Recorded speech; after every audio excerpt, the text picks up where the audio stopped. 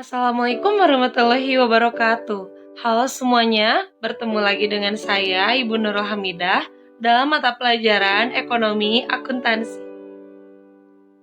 Sebelum memulai pembelajaran hari ini, alangkah baiknya kita berdoa dulu yuk. Kita mulai dengan mengucapkan basmalah bersama-sama. Bismillahirrohmanirrohim. Semoga pelajaran hari ini berjalan dengan lancar ya. Amin ya rabbal alamin. Simak video ini sampai akhir ya. Dalam pertemuan kali ini, kita akan sama-sama mempelajari bagaimana cara untuk menganalisis dan mencatat bukti transaksi ke dalam jurnal penerimaan kas. Adapun kompetensi dasar yang harus kita capai yaitu yang pertama, menganalisis penyusunan siklus akuntansi pada perusahaan dagang. Yang kedua, pada akhirnya kita harus membuat laporan keuangan pada perusahaan dagang. Nah, laporan ini akan sesuai dengan siklus akuntansi. Lalu ada indikatornya untuk pencapaian kompetensi di atas, yaitu kita bisa mencatat transaksi ke dalam jurnal khusus. Jadi untuk pertemuan kali ini kita akan mencatat transaksi pada jurnal khusus secara bertahap dan kita akan mulai dari jurnal penerimaan kas.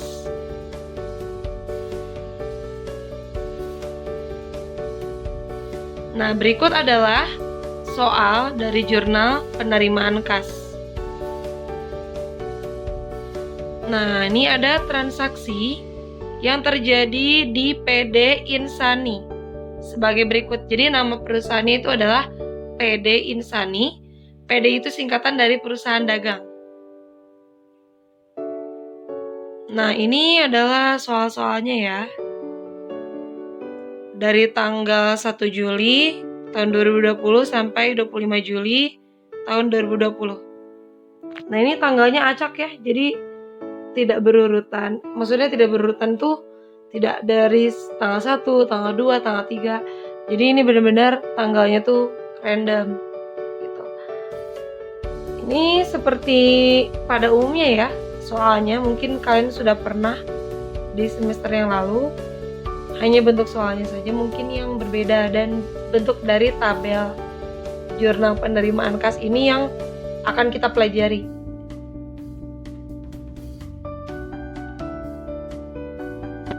Baik, kita akan langsung aja masuk ke analisis dari transaksinya ya. Oke, untuk tanggal 1 Juli 2020 dijual tunai barang dagang kepada toko bahagia sebesar 1.500.000. Nah, ini ada tabelnya.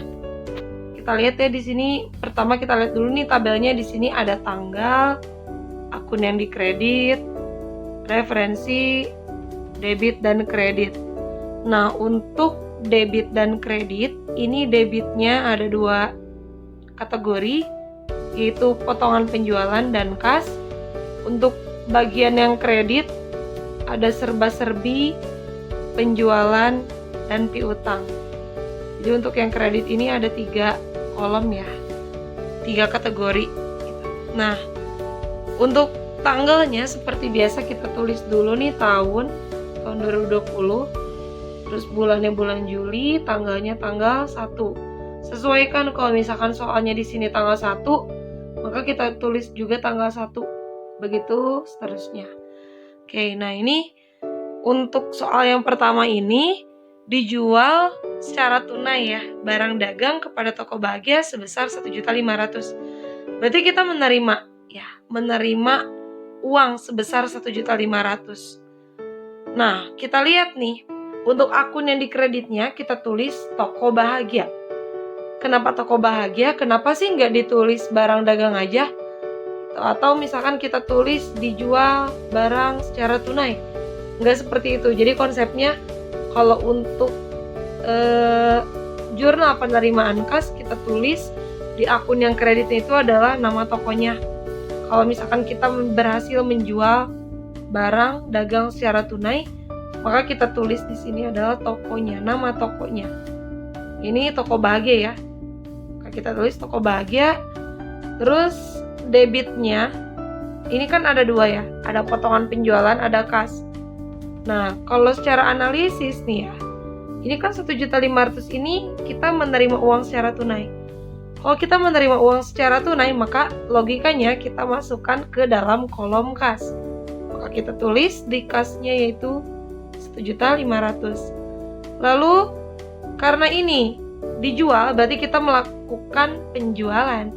Maka di kreditnya ini ada kolom penjualan, maka kita tulis di kolom kredit bagian penjualan yaitu 1.500.000.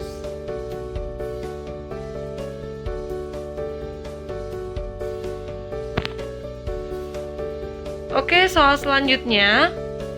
Tanggal 8 Juli tahun 2020 diterima penjualan piutang dari toko Ambalat 3 juta rupiah dan kita memberikan potongan 2%. Oke, jadi gini. Untuk kasus yang kedua ini yang tanggal 8 Juli, toko Ambalat ini punya utang ke kita nih.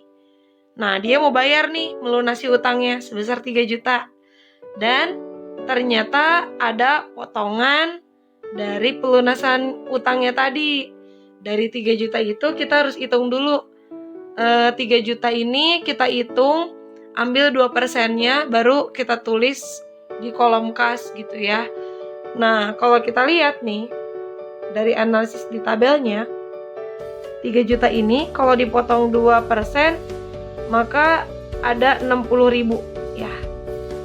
Nah, maka kita tulis nih, seperti biasa tanggalnya, tanggal 8, akun yang dikreditnya, kita tulis nama tokonya ya, toko Ambalat. Bukan piutang ya yang kita tulis, tapi nama tokonya. Sekali lagi, nama tokonya ya, toko Ambalat.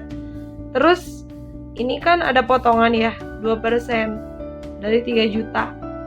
Kalau dihitung, 3 juta kali 2/100 itu adalah 60.000 gitu. Maka ya kurang lebih kita tulis aja di sini potongan penjualannya itu 60.000 dan kasnya sebesar 2.940.000 karena tadi udah dipotong ya. Nah, maka kita tulis ini di kreditnya kategorinya masuknya ke piutang. Kenapa? Karena kan di sini di soalnya jelas ya piutang gitu. Nah, makanya kita tulis di sini piutang 3 juta. Makanya balance ya. Usahakan setiap kita melakukan transaksi itu harus balance gitu antara debit dan kreditnya. Kalau misalkan di debitnya nih seperti yang tanggal 1.500.000 maka kita tulis juga di kreditnya 1.500.000. Kalau misalkan di debitnya jumlahnya nih, ini kan 3 juta ya. Maka kita tulis di piutangnya juga 3 juta. Jangan lebih dan jangan kurang. Kalau lebih atau kurang nanti akan berbeda gitu di hasil akhirnya. Seperti itu. Oke, jadi itu ya untuk yang tanggal 8 kita tulis harus ada potongan. Maka kita hitung dulu nih potongannya dari 3 juta itu potongan 2%-nya berapa, baru kita masukin ke kolom-kolom yang tersedia di tabel ini. Begitu. Selanjutnya kita langsung ke soal tanggal 15. Dijual tunai barang dagang 4 juta. Nah, ini nggak ada potongan embel-embel apapun ya. Jadi emang bener-bener pure kita menjual secara tunai 4 juta nih ke pembeli.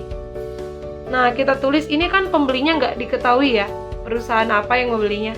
Maka kita tulis aja di sininya tuh langsung tanggal 15, akun yang dikreditnya dikosongkan. Kenapa? Karena di sini tidak ada nama perusahaannya.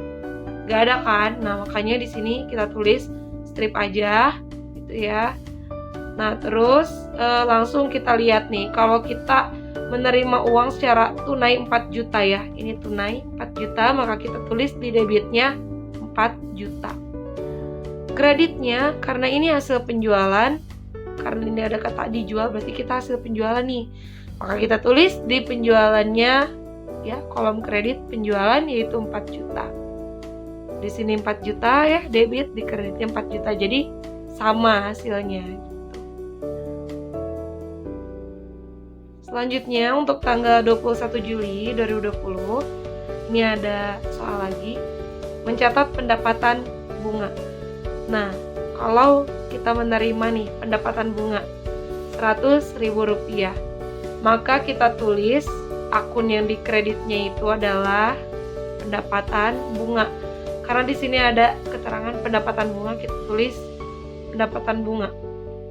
Gitu. Nah, ini untuk kolom debitnya, karena kita menerima uang tunai 100.000, maka kita tulis di kasnya 100.000. Lalu untuk kolom kreditnya, ini kategorinya ada 3 ya, serba-serbi, penjualan sama piutang. Karena di sini tidak ada keterangan penjualan dan piutang ya, nggak ada kan? Beda kan pendapatan bunga dengan penjualan dan piutang. Maka kita tulis di sini adalah serba-serbi. Karena di sini sudah ditulis pendapatan bunga, maka kita nggak usah tulis lagi di sini serba-serbi pendapatan bunga, nggak usah. Karena di sini sudah ada. Jadi langsung aja di kolom serba-serbi kita tulis Rp100.000. Selanjutnya tanggal 25 Juli tahun 2020 menjual peralatan kantor tunai 150.000. Nah, ini kita jual peralatan kantor nih secara tunai 150.000. Kita tulis juga di sini peralatan ya. Kita menjual peralatan karena di sini tidak ada keterangan perusahaan apa yang membeli barang dari kita. Maka kita tulis aja di sininya peralatan. Atau mau misalkan di sini peralatan kantor juga boleh ya, untuk lebih lengkap, lebih bagus. Lalu ini untuk kolom debitnya, karena kita seperti biasa menerima uang secara tunai ya 150.000, maka kita tulis di kasnya juga 150.000 karena tunai. Lalu di kolom serba-serbinya, karena ini bukan masuknya ke penjualan barang dagang ya. Kalau masuk ke penjualan barang dagang, kita tulis di kolom penjualan. Tapi karena kita menjualnya peralatan kantor yang bukan di situ keterangannya barang dagang, maka kita tulis di serba-serbi 150.000 gitu. Nah, ini soal yang terakhir ya.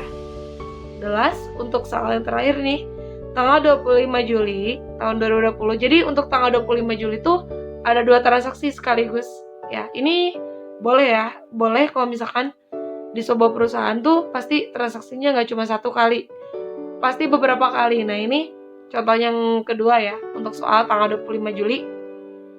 Menerima pembayaran sebagian piutang dari FA Pradana.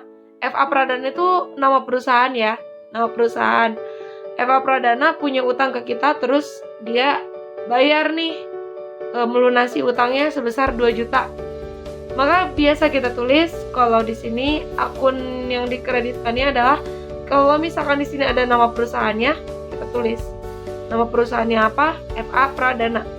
Tulis FA Pradana tanggal 25 ya. Untuk debitnya, karena kita menerima pembayaran piutang, berarti uang tunai sebesar 2 juta, maka kita tulis di debit kas 2 juta rupiah. Lalu untuk yang kreditnya, karena ini kita menerima pembayarannya itu kategorinya piutang, maka kita tulis di sini piutangnya adalah 2 juta. Seperti itu. Jadi semuanya nih ketika nanti dijumlahkan tuh balance ya. Debit dijumlahin semuanya berapa, kredit dijumlahin semuanya berapa, ini akan balance. Gitu. Nanti kalau misalkan kalian mau mencatat ini, boleh nanti tulis di sininya kolom jumlah ya. Ini jumlahnya berapa, ini jumlahnya berapa, nanti hasilnya akan sama gitu. Oke, mungkin itu saja untuk penjelasan singkat dari menganalisis dari bukti transaksi jurnal penerimaan kas. Semoga materi ini yang singkat ini bisa kalian pahami dan kalian bisa mencatat materi ini di buku catatan masing-masing. Jangan lupa untuk difotokan buku catatannya. Jangan lupa dikasih nama dan kelas, kirim ke WA group yang sudah tersedia. Oke, bila ada pertanyaan boleh kalian sampaikan juga di WA group. Terima kasih yang sudah menonton video ini. Semoga bermanfaat. Assalamualaikum warahmatullahi wabarakatuh. Sampai ketemu lagi di pertemuan selanjutnya.